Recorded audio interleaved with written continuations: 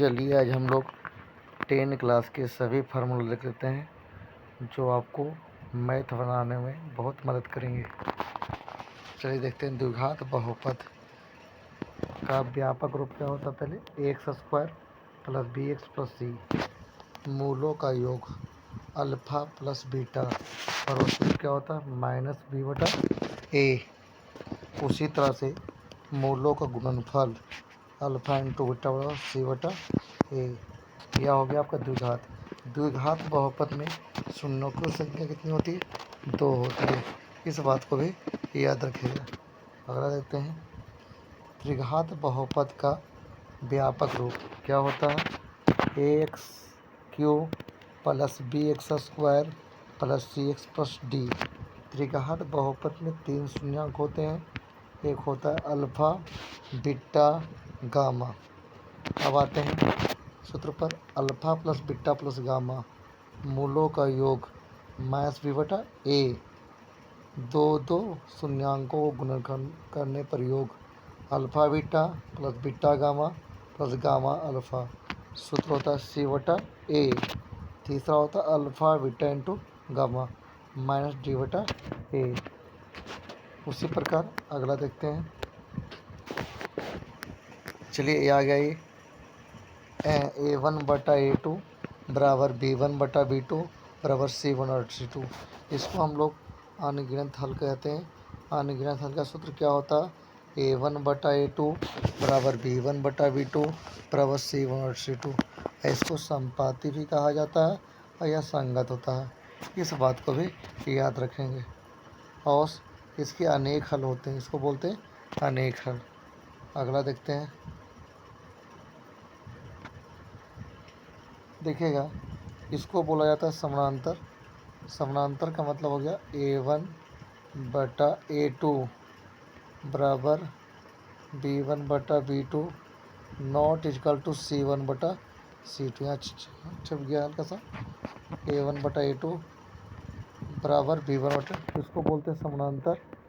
समानांतर का तो ऐसा कोई हल नहीं होता, यह असंगत होते हैं। अगला देखते हैं।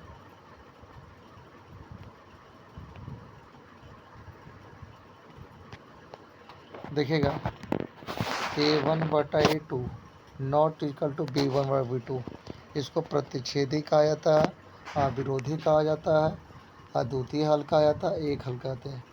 ये छोटी छोटी जो बातें लिखी हुई हैं इस पर विशेष गौर कीजिएगा। कहीं कहीं प्रतिच्छेदी ना लिखकर अविरोधी लिख दिया जाता है। अगला देखते हैं। चलिए, ब्रज गुणनखंड का सूत्र आप पढ़े होंगे। 1 पहले लिखते हैं हम।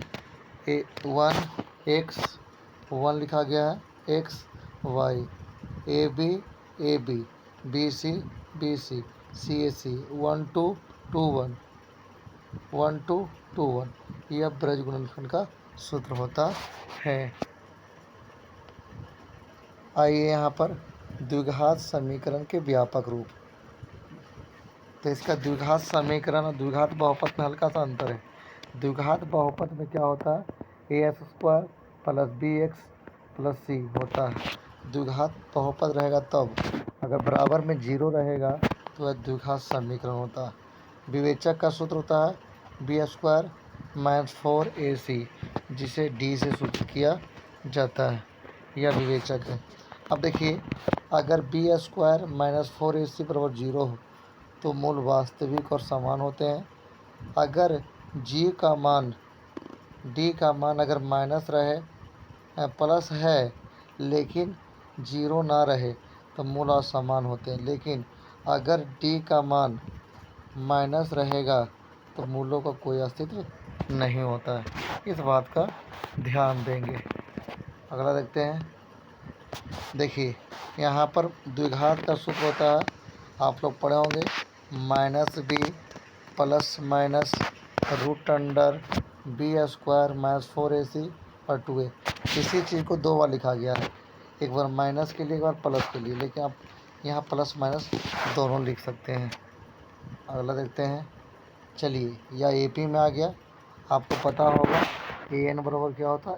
A plus N minus 1 into d.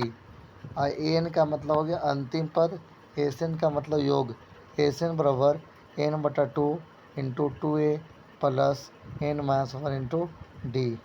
और यहाँ एस एन बराबर एन बटा two into a plus l, जहाँ ए बराबर प्रथम पद, एन बराबर एस एन बराबर अंतिम पद, डी बराबर सर्वांतर, एन बराबर पदों की संख्या होती है।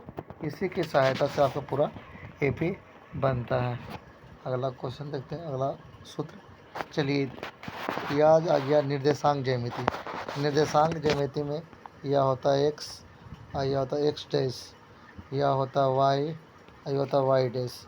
यह मूल बिंदु का मान कितना होता है 0 0। यह प्रथम चतुर्थांश, द्वितीय चतुर्थांश, तृतीय चतुर्थांश, यह होता है चतुर्थ चतुर्थांश।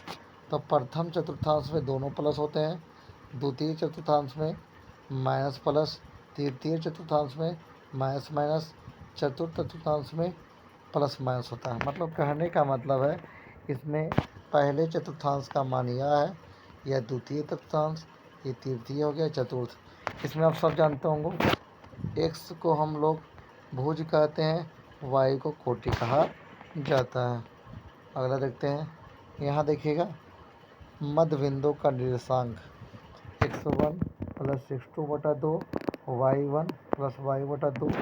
उसी प्रकार से मूल बिंदु से दूरी root under x square plus y square, दो बिंदुओं के बीच की दूरी, तो root under x2 minus x1 का square plus y2 minus y1 का स्क्वायर। केंद्र का सूत्र होता है x1 plus x2 plus x3 बटा 3, y1 plus y2 plus y बटा 3। यह देखिए विभाजन सूत्र को अंत विभाजन होता है कि बाह्य विभाजन होता है। तो यहाँ पर देखिए यह बाह्य विभाजन दिया हुआ है, तो m1 x2 plus m2 x1 बटा m1 plus m2, m1 y2 plus m2 x1 बटा m1 प्लस m2। यह हो गया आपका बाह्य विभाजन। अंत विभाजन हल्का सा यहाँ पर माइनस होता है। यह त्रिभुज का सूत्र है 1/2 x y2 minus y3 plus x2 y3 minus y1 plus x3 y1 minus y2।